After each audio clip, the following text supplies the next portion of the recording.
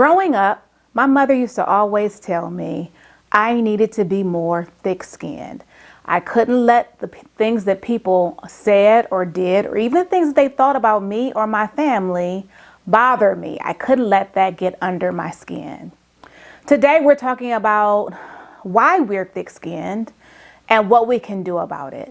My name is Jennifer Mitchell Early. I help individuals and teams achieve organizational and personal success.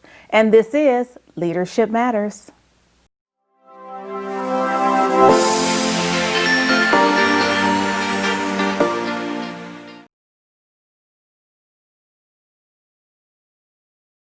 So growing up, my mother was a veteran teacher in my school district, and my father was a 25-year elected official. So needless to say, I grew up in a fishbowl of sorts and somewhat on display. And when you're in a situation where everybody knows you or thinks that they know you or know something about you, individuals will always have an opinion about what they think or what they see or what they surmise your stance on things may or may not be.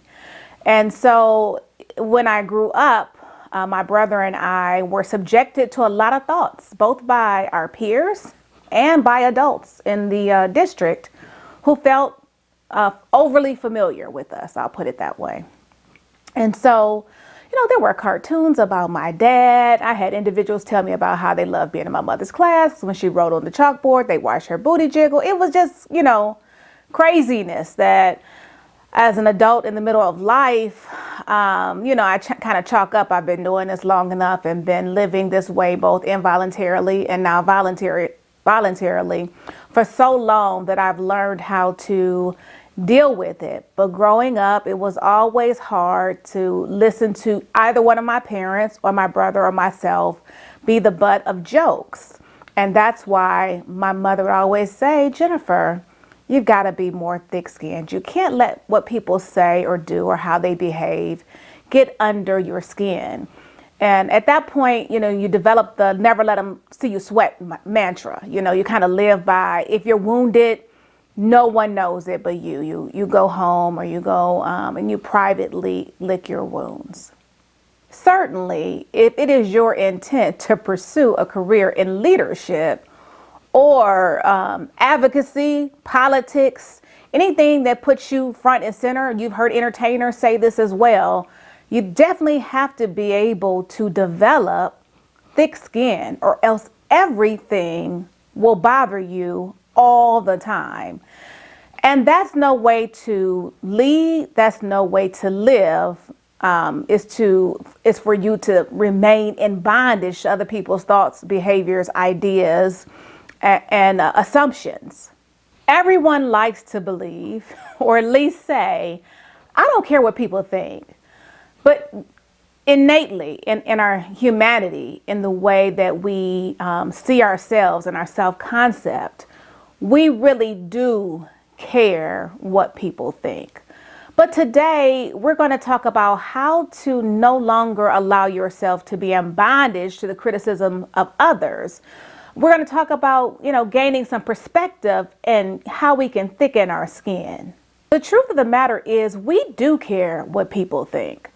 We might not care what the general population thinks, but there are very specific people that we care. Our mothers, our fathers, and our parents, perhaps our family members, our friends, our significant others, our spouses, our children, our clients, our customers, our constituents.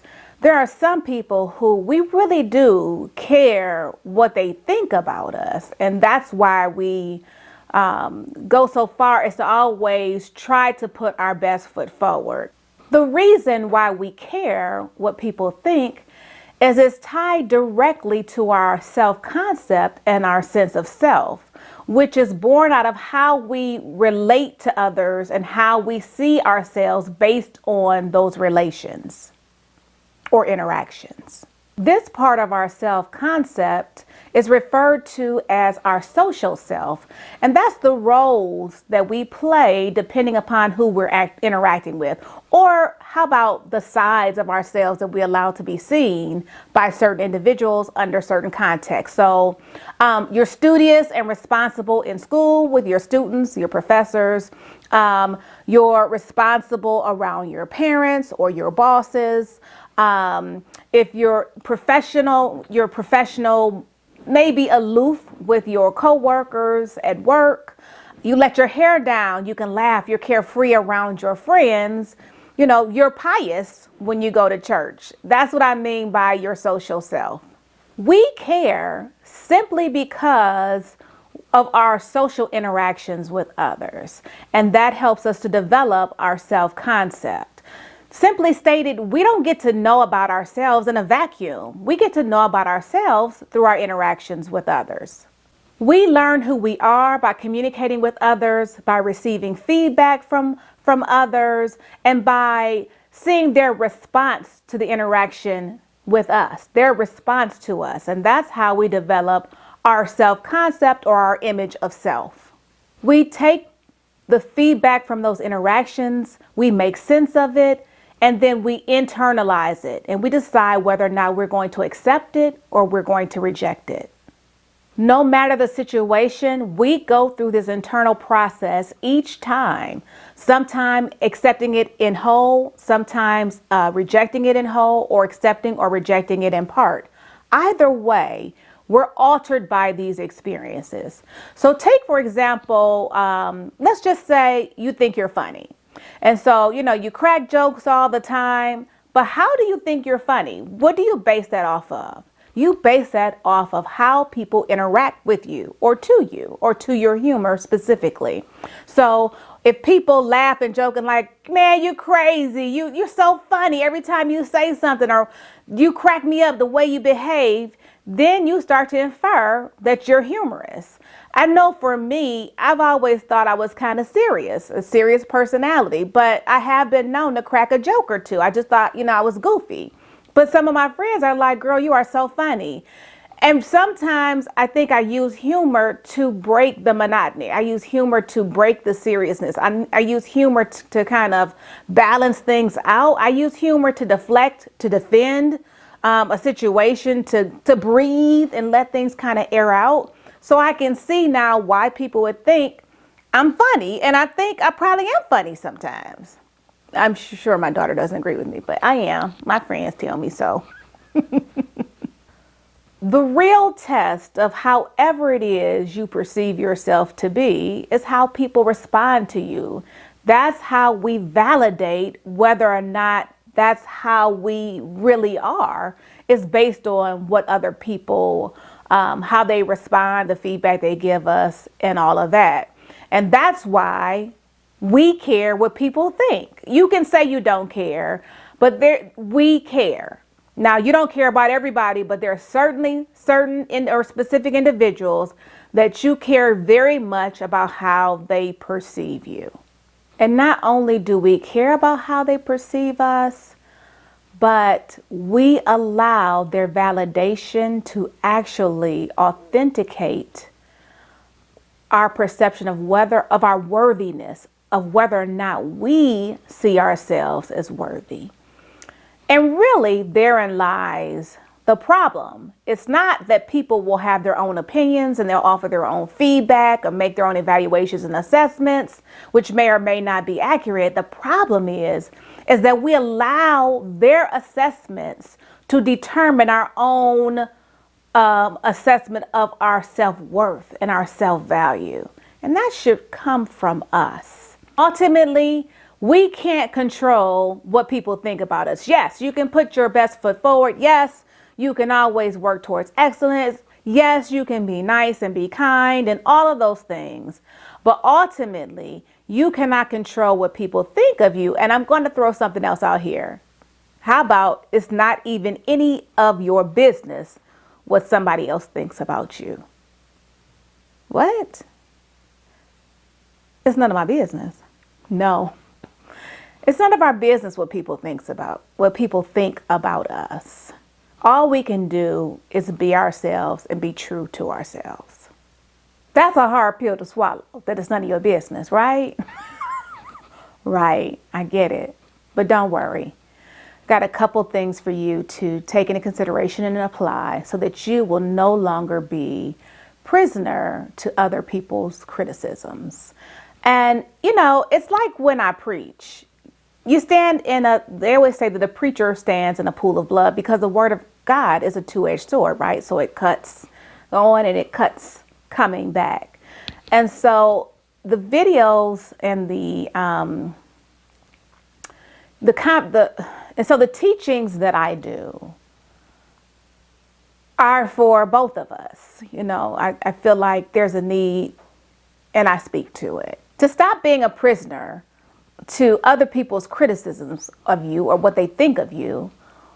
First, or number one, know yourself. To thine own self be true. Be true to you. Accept, acknowledge, and accept all sides of your personality without criticism, without judgment. Just own it. Just know who you are. Accept it, embrace it, love it, and keep it moving. Know your value as a person. Know your skills, your abilities, talents, everything that you bring to the table, everything that makes you you, because there's no other person on this earth like you. In other words, know or understand, value yourself and know and esteem yourself. Know your worth, know your value. Be open to learning new things about yourself. We are a work in progress. We're ever evolving, prayerfully changing and growing. You're not the same today that you were 2 years ago or yesterday or last month or 10 years ago. And give yourself room to breathe and to grow and to experience things. You're not always going to make the right decision, but that's okay. Give yourself an opportunity to be open to learning new things about you. Finally, knowing and owning yourself will make you a happier person. It allows you to be less conflicted, less internal conflicts. And when you have less internal conflicts, when you know who you are, then you're less likely to engage with external conflicts about things that don't really have anything to do with you. That's really more about the individual than it is about you. It allows you to resist social pressure, and therefore you'll be able to make better decisions because it won't be based on what mama and them think or what your girlfriend said or, what somebody else thought would be, benefit for you, what somebody saw in prayer, whatever the case may be. You will be able to make your own decisions and be able to live with the consequences of them because no one has to do that but you anyway. And then it will help you to be more tolerant and understanding of other people. And that's important because, it's like paying it forward. The more tolerant we are and flexible and understanding of other people, the more that goes out into the world, the more people will use that when they make their assessments. Because the truth is, nobody really knows you. They can think, they can have opinions, they can guess, they can assume, they can hypothesize, but nobody really knows unless you tell them so. 2, keep things in perspective. Perspective is like a buzzword right now because everybody is saying, it's all about our perspective, especially right now when you go through challenging times.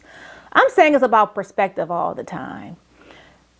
Keep things in perspective.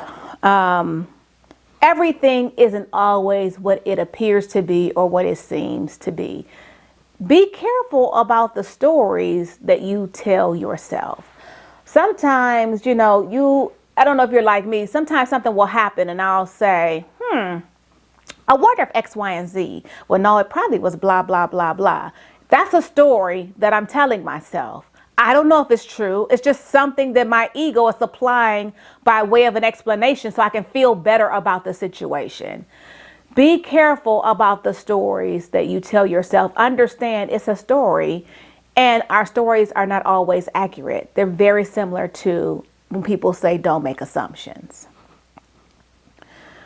When you're keeping perspective, I want you to think, does it really matter in the larger scheme of things? Is it life or death? Am I going to die as a result of it? Is it relational? Like, am I going to lose a very important, significant relationship as a result of this? What it calls financial ruin. Like, will this situation, does it attribute to paying your bills, or does it have some adverse financial impact? And ask yourself, after you've gone through those first, I think, very important things, life or death, that's life or death, relationships, and financial stability and or ruin, those are pretty significant. When you sleep on it, do you think you'll feel the same way about this situation tomorrow? What about next week? How about next year? I always tell my daughter, who is in high school, I can guarantee you this stuff that's going on right now, when you get in college, you'll have a hard time even remembering it, because it's all relative. It's kind of really about what you're going through in life at that moment. So when we talk about having perspective in the larger scheme of things, next year, will this matter? Next month, will this matter? Next week, will this matter? The third tip is to find your tribe. There is a group of individuals out in the world, or there are a group of individuals out in the world who are like-minded, who perceive things the way that you do, who see things the way that you do, who will respect and appreciate you and your perspective and your gifts, your talents and your abilities, and everything that you bring to the table. That is your tribe. Again, as we prepare to get my daughter ready for college, I'm saying to her, you're going to find your tribe, or your tribe will find you, but you will find people. My mother used to put it this way growing up: birds of a feather flock together, right? Familiar spirits, people who are kindred spirits or who think alike, kind of gravitate to one another. And when you find your tribe, you'll be more apt to be around people who won't find reason to criticize you or judge you or condemn you or behave in a certain way that is offensive to you, because they will be your tribe. They will be supportive. They will be encouraging, and you'll be speaking the same language. In all things, work related, spiritually, nurturing, all those things. So find your tribe. Fourth, let go of perfection. And I know that's challenging. It is challenging for me because somewhere along the line, we feel like our value and our worth is tied to our perfection. And that is not true. Perfection is an illusion. It does not exist. Instead of striving for perfection, strive for excellence. Strive for doing the very best that you can do in every situation. And then you won't have these false standards, impossible to reach standards set for yourself, that you're basically setting yourself up for failure. Understand that, and we talked about this before, that what people think of you really has more to do with them than it does with you. I've heard this before, and in a lot of respects, it's probably true, that what you see in someone else that you can't stand is really a reflection of you. They're a mirror. They just reflect back to you what you don't like about yourself.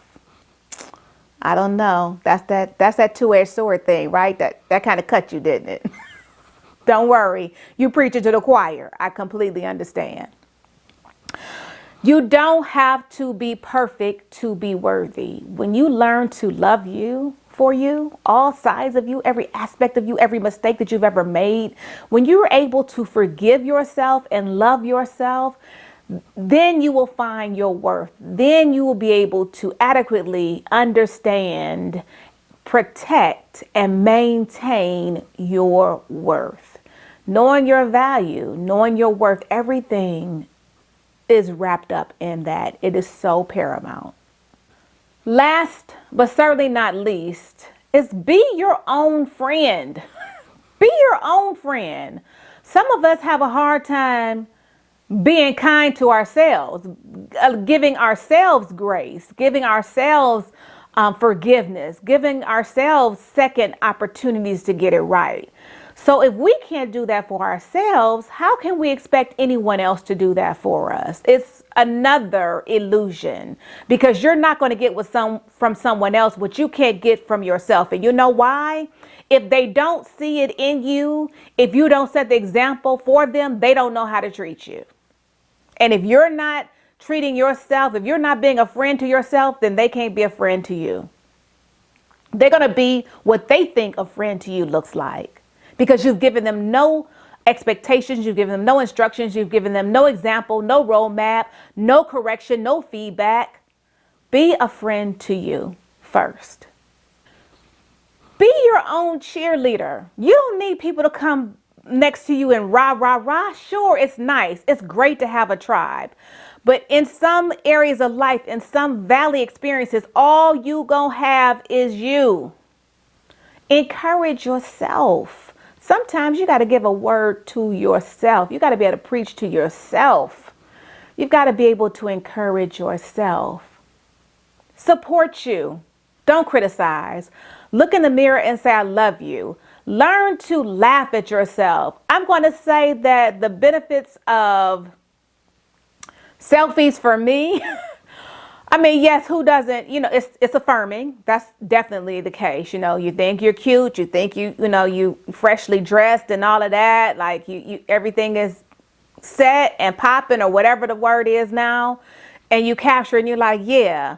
But it also allows you an opportunity to laugh at yourself, to not take yourself so seriously.